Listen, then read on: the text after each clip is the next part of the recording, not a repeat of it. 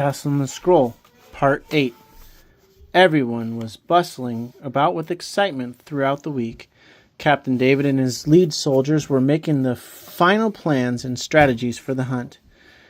Many were also planning for the celebration dinner that would follow the battle. A special meeting for the leaders of the younglings was called. Every youngling was to stay within or close proximity of the castle. Allowing them to be within range of the forest was too dangerous. We were fortunately able to find enough adult leaders who would shepherd the younglings, making it possible for me to attend the slaying. That King's Day, everyone arrived at the castle on time and excitement filled the air. Captain David stepped up to the podium and opened the scroll. Within the scroll, we read the following. You will advance in my name, and the dragons will not overcome you. You will fight with sword and bow, and will be victorious. This is what we will do now. Clutch your swords. Ready your bows. We march to the forest. Everyone shouted in unison, and the march began. I quickly made sure that all of the younglings and their leaders were accounted for, and then hurried on to join the army. Justin was next to me as we marched. Songs were sung and truths from the scroll were proclaimed. Everyone chose that day their preferred weapon, and therefore assembled as archers and sword wielders. I chose the sword as was my preference. We then reached the edge of the forest and awaited orders. We were nearly 400 in number. Captain David's voice broke the silence. Form the defense of this crescent moon. We all knew what this meant and how to do it, and we were within only a moment aligned as a crescent moon, with the opening of the arch facing the tree line of the forest. Archers were on the left and right flank, with those wielding the sword in the middle. Captain David sent out his two most trusted commanders to inspect the ranks, and then reported back to David that all was in order. Captain David then took his position within the opening of the formation, closest to the forest. With both commanders on either side, he opened the scroll and read aloud, The great dragon and his offspring are doomed for destruction. All of the army responded in unison, Amen! Captain David then continued reading, We are the army of the great king. Again, we all responded, Amen! And then Captain David and his two commanders unsheathed their swords and began to march towards the forest. Are we allowed to enter the forest with them? I asked Justin, who was beside me. Only if they ask for assistance, he replied. Has that ever happened? I continued. Not that I know of. Remember, Captain David has been to one of the great castles. He is trained for this more than anyone present. The answer satisfied me to a degree, for I remembered that my last experience trying to fight a dragon. We then heard a roar that seemed to shake the earth beneath us. Everyone gasped in fear. What was that? I asked, trying, though I knew the answer. It was a dragon, replied Justin, with a hint of fear in his voice. Do you still want to enter the forest? Not at all, I answered. Exactly, he said, with a tone of justification. This is why we have captains. I looked around me to see how my fellow soldiers were faring when I noticed something that took me completely off guard. There was a man not much older than myself, out of formation, and a little behind the army. The first thing that drew me to him was that he was out of formation, and yet he was clearly a warrior for the great king. I could see it in his eyes. Not to mention his sword and shield, which were strapped on upon his back and side. He was a warrior, and yet he looked different, like he was one of us, but not the same as us. The main thing, however, that made him stand out was that he had with him two younglings. I quickly broke out of formation and approached him. Excuse me, I said as I approached. The man looked at me with the look of both kindness and soberness mixed together. I continued, I'm sorry to have to tell you this, but these younglings cannot be here. The man smiled and looked down at the two boys, who I then noticed were both armed with swords. not ones made out of paper or wood, but real metal swords. Why can't my 2 sons be here? The man gently asked. It's too dangerous, I replied, glancing back at to the forest where the roar had come from. I'm the leader of the younglings, and I must request that they all stay at the castle where they will be safe. I see, the man replied. That's very interesting. With all due respect, it is more dangerous for you to be here than these boys. As for your comment regarding the castle, I will hold my tongue. The man's words confused me, and I honestly didn't understand what he was saying. Then another roar filled the air, mixed with the sounds of Captain David and his 2 commanders shouting. Everyone gasped. Again, we then saw a movement ahead, as if something was coming out of the forest. It was bright red, the very color we all dreaded. It was blood red, the color of a dragon. Everyone took a step back, and some even turned to run, but then we all recognized the face of Captain David, along with his 2 commanders. They were carrying together the head of a dragon. Everyone let out a shout of relief and joy. Captain David smiled as best he could, for he seemed sapped of all the energy, as were his 2 commanders, who were both cut and bruised.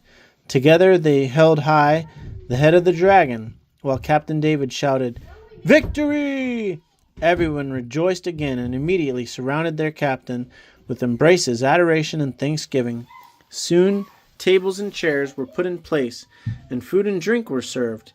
As I was making my way toward Captain David to give him my thanks, I then remembered the man and their younglings. I looked back and could still see them, though they were walking away from the celebration. My emotions regarding this man were mixed. I was frustrated, curious, and inspired all at the same time. I quickly ran toward the man and got his attention. Where am I? Wait, I called out. The man turned to me. Won't you come celebrate with us? I asked him. Celebrate? The man replied. What is there to celebrate? The slaying of a dragon, I said, with a bit of frustration in my voice. The man looked toward the festivities, sighed, and then looked to me. Forgive me, friend. The slaying of a dragon is worthy of rejoicing, but one slain dragon does not outweigh the sad reality of all that I have seen here today. I was about to ask him what he meant when I felt a hand on my shoulder. It was Justin. Come, my friend, he said with excitement. We are now allowed to sink our swords and arrows within the carcass. I slowly turned around at the urging of my friend. After only 30 or so paces, I looked back toward the stranger and the younglings, but they were gone. He had told me that something he saw there saddened him. But what was it? We killed a dragon. Was he a dragon breeder? I really wanted to talk to that man, I told Justin. He said things that didn't make sense to me. It was as if he knew something I didn't. Don't ever talk to him again, insisted Justin, as we hurried back to the celebration. He's one of the backsliders. I hoped that the celebration would get my mind off of the backslider that I had just encountered. The only problem was, he didn't seem like a backslider.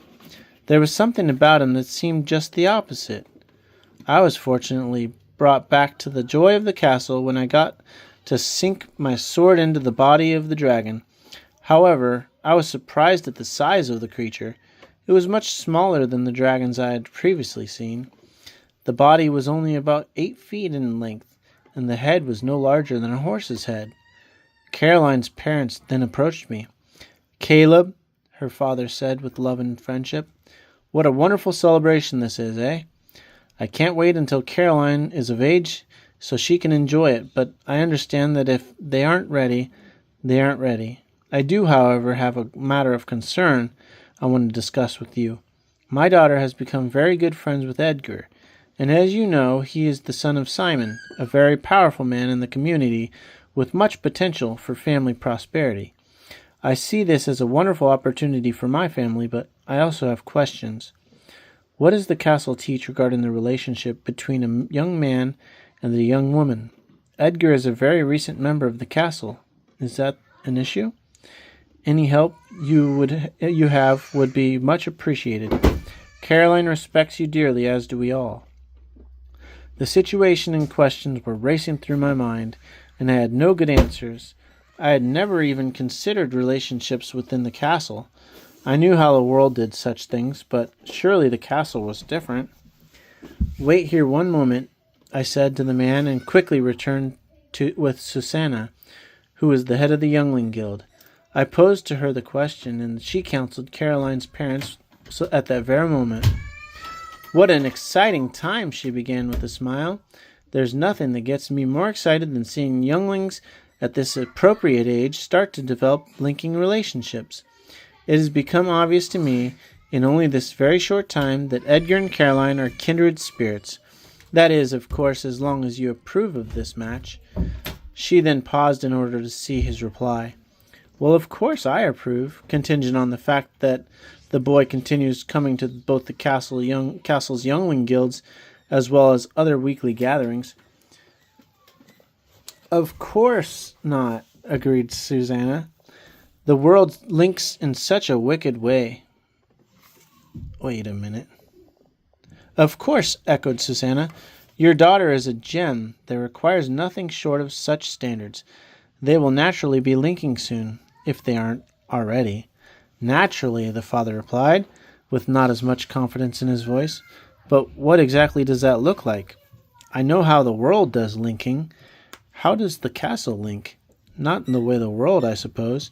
Of course not, agreed Susanna. The world links in such a wicked way. As it is written, we are not of this world, and so we do things differently. The guidelines are simple. First, the couple mustn't stay out past a certain curfew, such as 10 o'clock or so. They must commit, most of all, to coming to all the gatherings of the Youngling Guild, and must be involved in leadership positions. But young Edgar is such a recent convert, I interrupted. Is he ready for leadership? Susanna looked at me with a hint of frustration. My dear Caleb, how long have you been a follower of the great king? Look at all you've done for the castle. The issue isn't one of maturity, but of heart and talent, and young Edgar has both. She then continued with Caroline's father. And now, sir, we come to the castle, to the most sensitive part. Many parents in the castle fear what physical measures will be compromised in such relationships. The father nodded in eager agreement. We mustn't put unrealistic expectations on our younglings, she said. That only breeds rebellion. This is why we put physical boundaries on all couples, but not boundaries that are unrealistic. We allow them to hold hands, and they get one kiss goodnight. That is ridiculous, the father exclaimed. Why, when I was a youngling, we didn't do anything like that. Susanna smiled. Times have changed, sir. These ideas of physical boundaries aren't something we came up with. They are from the great castles. All youngling guilds within every castle in this area are doing such things. We have other couples that are linking and following these guidelines, and with a little exception, all is going well. Remember, sir, this is why you have us. We have the latest training given to us by the greatest sages of the scroll.